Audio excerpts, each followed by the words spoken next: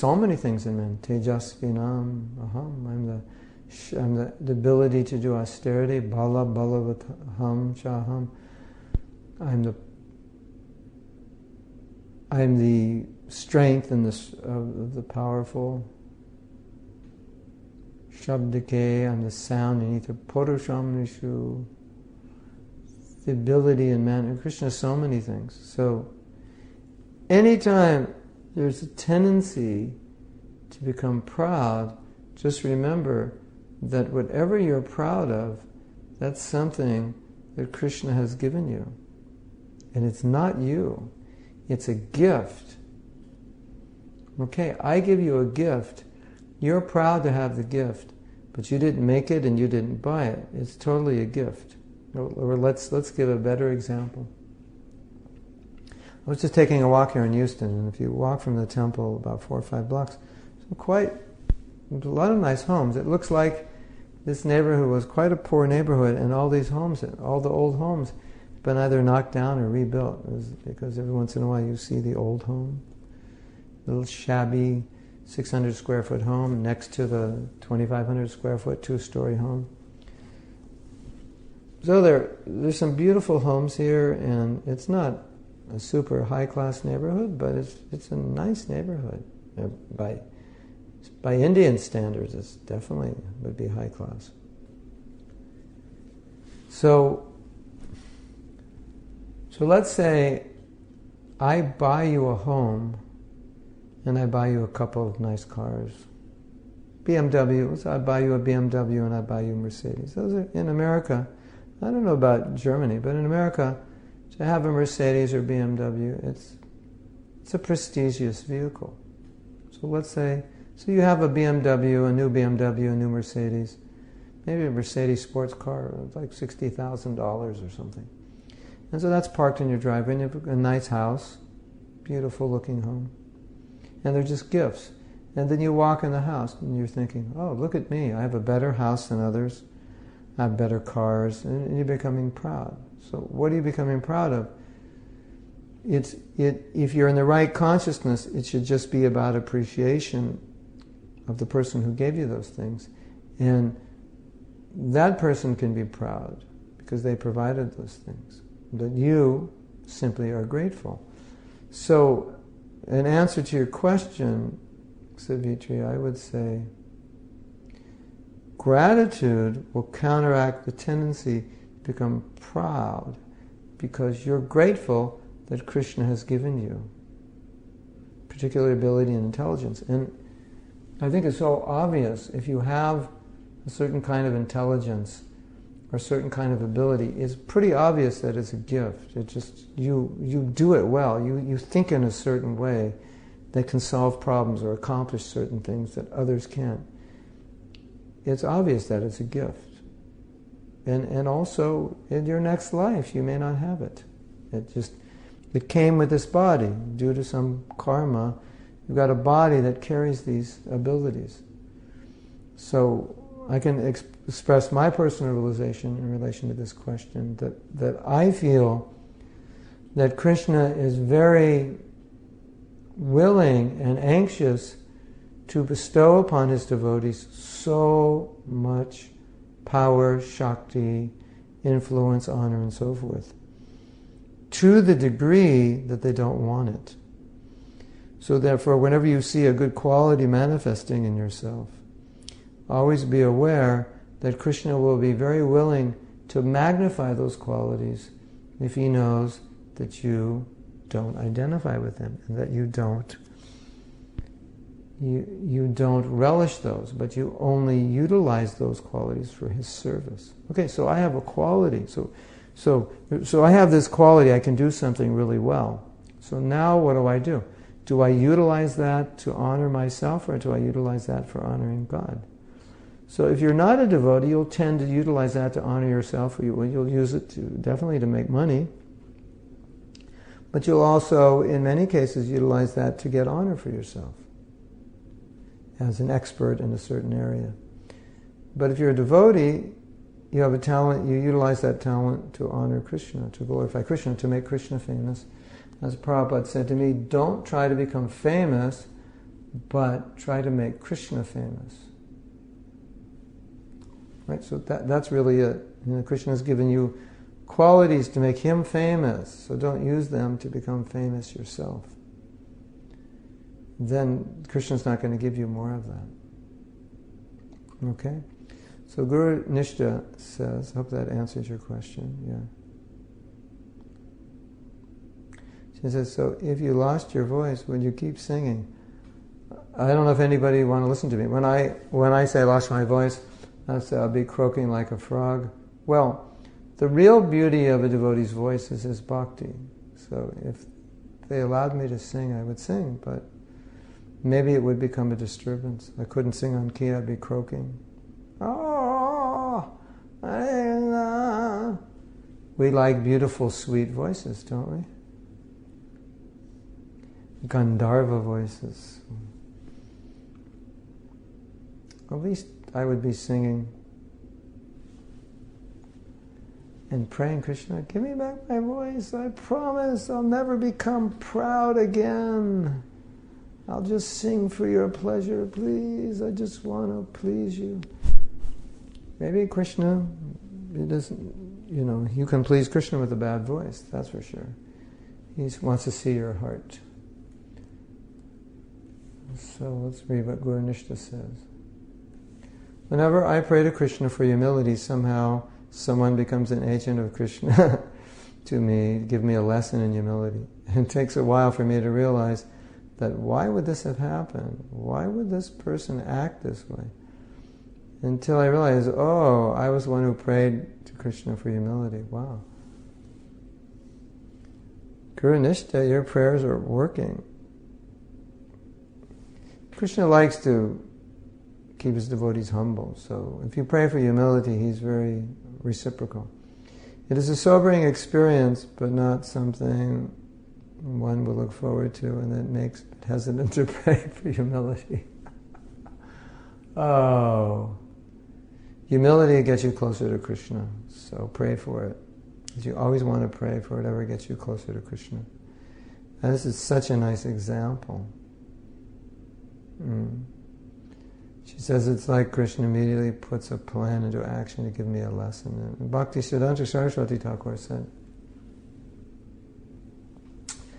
he said, if somebody criticizes me, I should think, Krishna has sent this person to teach me how to become more tolerant than a tree.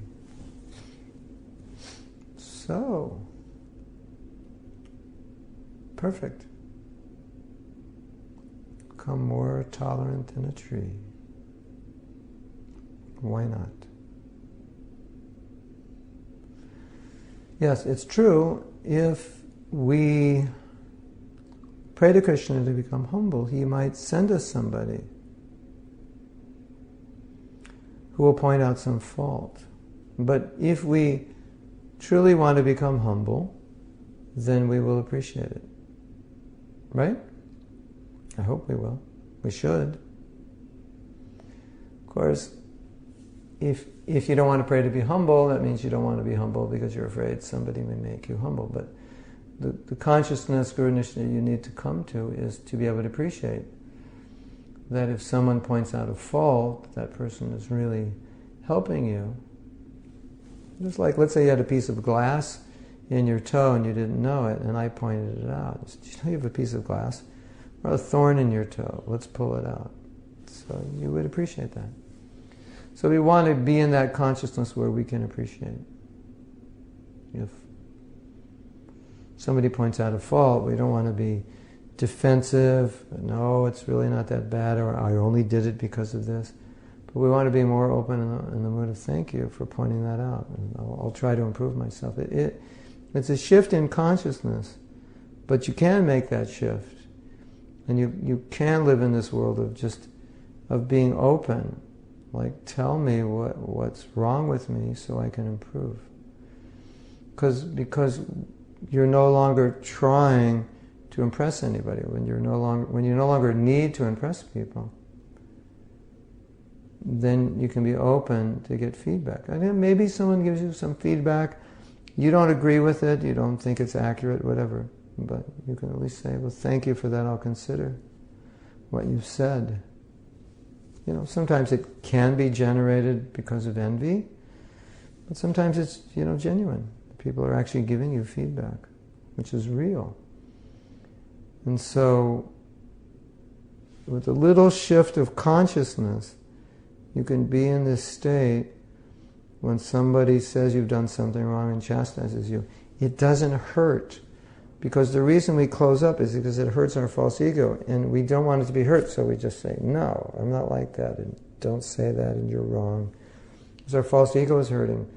But if we open up, it won't hurt our false ego, and therefore when they say it, we'll be able to hear it, because nothing's hurting. We'll just think, well, thank you for the advice. Just like if I give you $100, you won't go like this.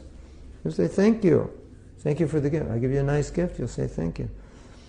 So we want to start to be able to see any situation in which we can become more humble as just a gift. Thank you for the gift, Krishna. Because becoming more humble means you're becoming closer to Krishna, right? So there is a consciousness which you can shift into where people can give you feedback and it's totally painless. It's just, thank you. That's a good idea. Okay, I'll stop doing that, or I'll try to do this. Thank you for that advice, or I'm sorry I always come late, you pointed that out. Please excuse me if I have in the past, and I'm going to be coming on time now. So it's simple as that. A good suggestion. You do something wrong. I was in Mauritius, and I gave a class which is basically geared to devotees, but there were some non-devotees there. And I kind of forgot they were non-devotees. So some devotees were saying, that wasn't so good because there were non-devotees there. And then the next class I gave, these are public programs, the next night or whatever. And then there were more non-devotees there, so I was, conscious. So I gave a class geared towards non-devotees, and everyone said, oh, that was really nice. And so when they said the class wasn't so appropriate, and I thought about it, I said, yeah, you're right. So there's no false ego, I always have to be right. It's just what is best for serving Krishna. So if somebody points out a way you can better serve Krishna, then we should be in a consciousness where we can appreciate that. I mean, like Guru Nishta, you're not going to have this body, you're not going to be, Pallavi Mishra for more than another 50 years or so. So, don't worry about Pallavi Mishra, if Pallavi Mishra gets chastised, or criticized, don't worry about it, because Pallavi Mishra is going to be cremated someday, Her false ego is going to be burned up in the fire. So, and everyone's going to forget about her, and, every criticism that she got is going to be pretty insignificant in light of eternity, don't you think? So, we are just moving around with our bodies. We take our bodies wherever we go. You probably notice wherever you go, your body goes with you also. You've noticed that, right? Yeah. Me too, I noticed that, yeah. So it's just the body's going with us, because if the body doesn't go with us, we can't do anything. Like, what if I just showed up for class as a spirit soul, and you looked on the screen and it was white, just light, and I couldn't say anything. I'm just vibrating white light to you. So no, I had to bring my body also. So I decided I would bring my body so I could talk to you. So we have class now. So I'm just bringing my body, and sometimes my body does something wrong, and someone tells me you did something wrong. So it's fine. So we want to come to that consciousness where somebody can point out something that we could do better, and very seamlessly, naturally, we just say, oh, that's a good idea. Where it's not all about our false ego, now you've found something wrong with me and I can't bear to know that. But it's more about, okay, you pointed out something that I did wrong, and I'm objective enough to realize it, agree with it, acknowledge it, and then appreciate that, oh, now I can correct some mistake, and this will help my service. Usually everything's about service. So it's not about how good you look, but it's about how you can please Krishna and serve Prabhupada. So if that's your idea, then, okay, somebody pointed something out, and it's showing me how I can better serve Prabhupada. That's good. I like it. Thank you. thank you, I can serve Prabhupada better. So that way, if somebody comes to make you humble, you should think, wow, this was so nice. Thank you for helping me. It really helped me. Not like, oh, I don't want to go through that again because my false ego is resisting being told that I'm not perfect. Well, none of us are perfect, so it's okay. It's okay not to be perfect. It's fine. There's nothing wrong with not being perfect. When you're on the stage of pure devotee, okay, then you'll be perfect. Until then, even having a physical body, there are limitations, even if you're pure. So, somebody points out a better way you can serve Krishna. You should be happy. Thank you. Thank you. Not the whole ego is just crunching. Okay. Question from Mayapur TV. Prem Vikash and Kurumai. How can one know whether he is really humble or recognized as a humble devotee? So this is a really good question. Because Jai Anuradha is laughing. I can hear her laughing all the way in Houston, Texas. It's a really loud laugh, huh? So, this is a really good question because inherent in the question is the puzzle that how can I know if I'm humble? Because one would think if one discovers that one is humble, then he's not humble. And then one would think if one discovers that he's not humble, that means he's humble. So then you could answer the question, you could say, Prem Vikash and Karunamayi, you will never know if you're humble or not. You can go up to the mirror every day and ask, look in the mirror and say, am I humble? And the mirror will reply, yes, and that means you're not. And the mirror will reply, no, you're not humble, that means you are. No. So, I'll give you my understanding based on some things that Prabhupada has said. Prabhupada, in the very early days of the movement, he hand-wrote the 26 qualities of devotee, and he put it up on a bulletin board and said, these are the qualities we should be developing. So that meant he wanted to bring awareness to the 26 qualities. One of them is meek. Meek is a synonym for being gentle and humble, timid, and so forth. So these are the qualities we're supposed to be developing. Then you could ask the question, say, well, why would he put those up? Well, as I said, he put them up for us to know that these are the qualities we should be developing. And then you could say, but these are the qualities of a pure devotee. So then Prabhupada's saying, well, these are the qualities, I would say, Prabhupada meant these are the qualities through which we should be acting. And then in another lecture, Prabhupada said, we should see how, it's the same thing, he said, we should see how devotee has good qualities and we should see how these good qualities are developing. So he was asking us to monitor the development of our own good qualities. Now, one example Prabhupada gave, he said, how do you know you're advancing? Somebody asked him, he said, well, you become disinterested in material things. That's how you know you're advancing. So you can objectify that. You say, well, I used to be interested in rock and roll music. I'm not interested anymore in that. That doesn't mean you're proud. That just means you're verifying, you're acknowledging, you're objectifying a reality. Right? You understand? So I don't listen to rock and roll music. I used to listen to it every day. I don't listen to it anymore. Or I rarely listen to it. Or I listen to it less. So that means I'm becoming more detached. So then I tell myself, well, that's good. That means I'm advancing. So in that sense, Prabhupada's asking us to acknowledge by some criteria which we can evaluate whether or not we're advancing. So detachment was that general criteria. So then if we apply that to pride, detachment, so I'm not so attached to being honored. I was very attached to being honored when I was a young devotee, But now it's becoming more distasteful to me. I don't, if I do some nice service and I'm not honored, I don't really care.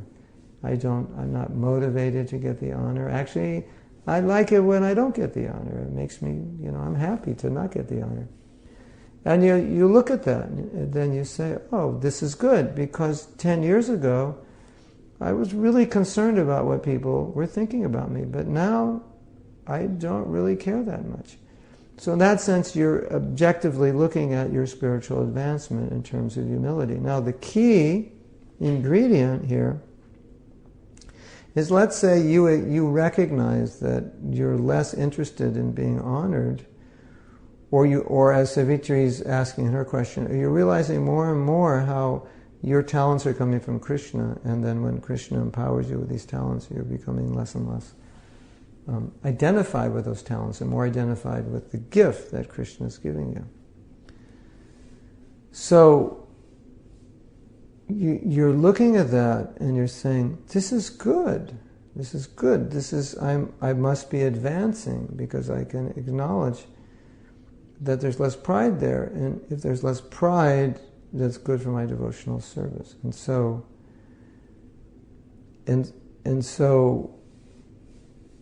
you've objectively analyzed that you're becoming a little more humble.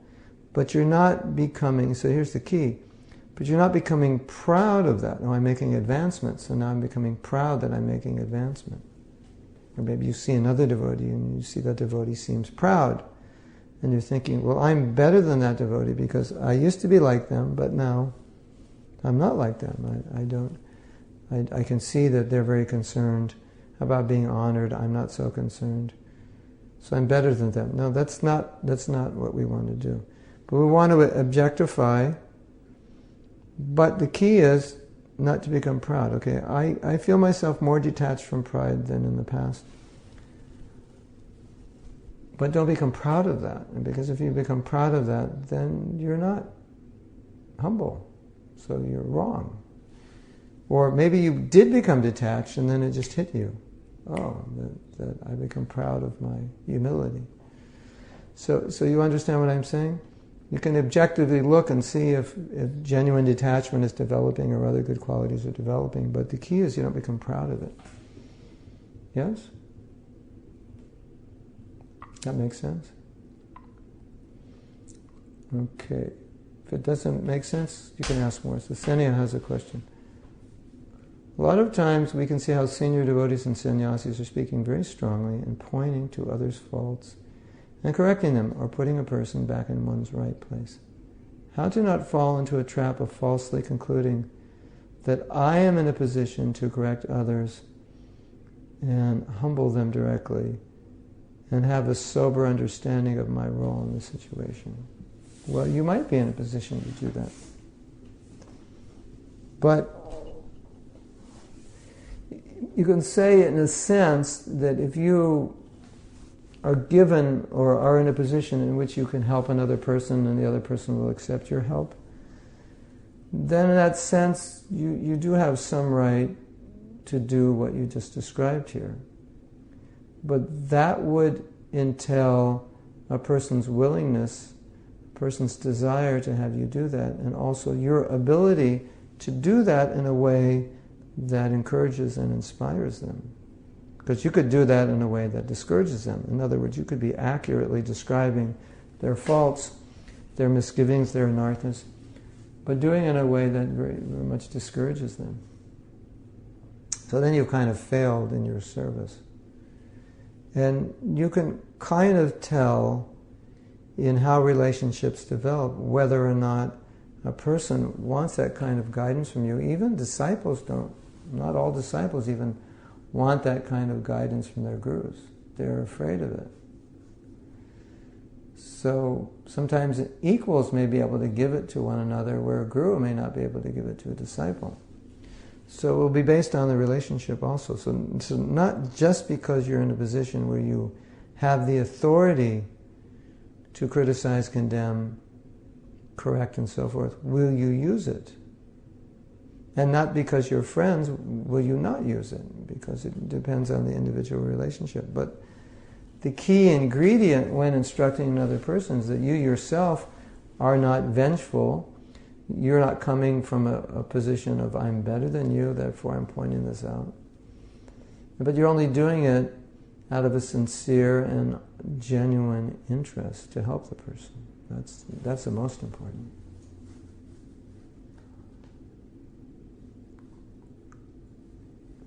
So Palak says, wow, I'm always taking to the ego as if the glorification is about to run away, which it usually does because of this very anxiety. I cannot even imagine giving Krishna the praise. Well, Palak, there's a nice saying that humility means reality. And what that means is, if like Borijan Prabhu says, how do you become, when he's asked how do you become humble? Humble, he said, just live. Because life will make you humble. When you grow old, you become humbled because you lose a lot of your mobility. Perhaps you might lose some of your hearing, your eyesight. Your brain might not function as well. So that's humbling, isn't it? And humility means checking in on the reality. What's the reality? I mean,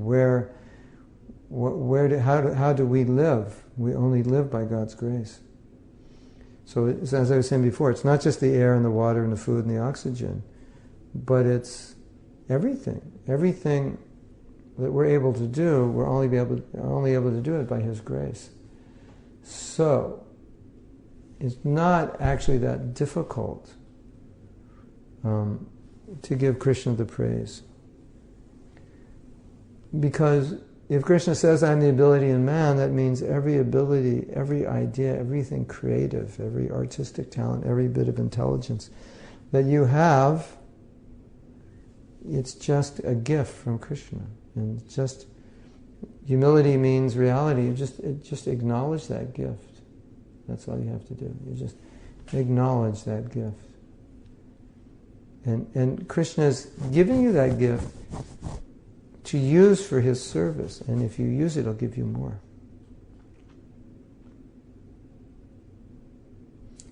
Now I'm wondering, Anuradha, what did I say that was so funny?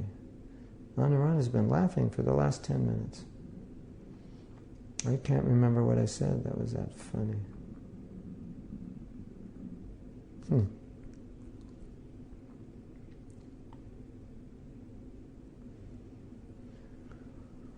So Maharani says,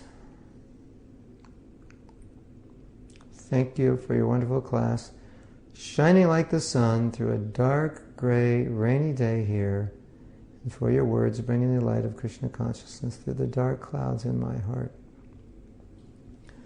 We're happy we can bring some light to Ireland. It needs it, right? It can become very depressing to not see the sun. And Vikash and Karuna say, Hare Krishna, from Vaishali, their daughter, and Vaishnavi, their daughter.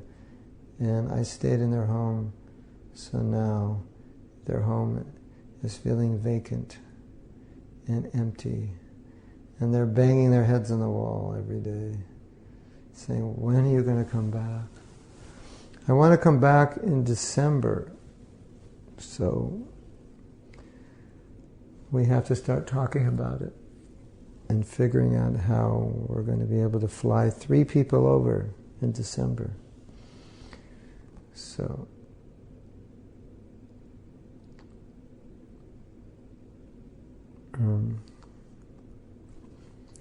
probably, like I'm giving this workshop, and I have there's a side of me that's reluctant to do it because I don't know if we can actually become humble. Now that's a strange thing to say, especially if you have disciples. They're kind of like, oh, all right, so does that mean I give up?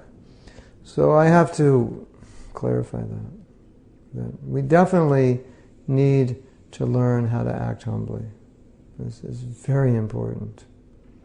It's what Krishna wants us to do, it's what Prabhupada wants us to do.